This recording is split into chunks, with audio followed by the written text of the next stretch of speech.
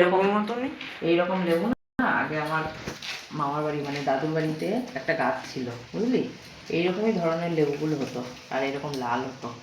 সেই লেবুটা দেখে মনে পড়লো এক মানে আমার মামার বাড়ি এরকম লেবু গাছ ছিল, আর সেম এইরকমই লাল লাল লেবু হতো।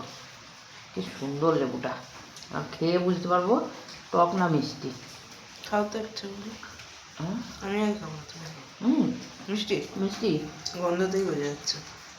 এই মাত্র বললি খাবো না, আবার এখন বলছিস গন্ধতেই বোঝা যাচ্ছে। কই বললাম খাবো না? তুই কি বললি? খাও তো একটু।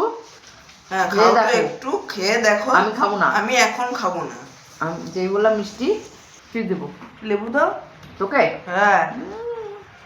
তাহলে আমি ভিডিও বন্ধ করলাম। নাও নিজে নিজে নিজে। লেবুটা ভালো। আর এই একটা লেবু আছে, কালকে আমার এক বান্ধবীর বাড়ি সব ছট পুজো হয়, এই লেবুটা দিয়ে এই লেবুটা আমাদের ঠেকুয়া কালেকশন করেছি আমরা। আর এটা দেখতেছিস, এটা কি তোকে খেতে দিয়েছে আন্টি না পিটাতে দিয়েছে? খেতে দিয়েছি। না না, আমার মনে হয় পিটানোর জন্য দিয়েছে। দেখো ঠেকুয়া কালেকশন করছি আমরা, এখান থেকে এক পিস করে তুলে খেয়েও নিচ্ছি, মা জানেও না। না এই আজকে এই একটি খাচ্ছি। চলো তোমার খাবে, হাত তোলো। খাবো খাবো। এই লেবু দিয়ে চা খাবো বাবু? শসা গাজর ফুলকপি কি দিয়ে চা খাওয়া যাবে? লেবু দিয়ে খাই। খাও, ভিডিও চলছে, খাও খাও খাও। মাখবো কি করে? শুধুই তো খেয়ে নিচ্ছি। এই মাখো, মাখা খাবো।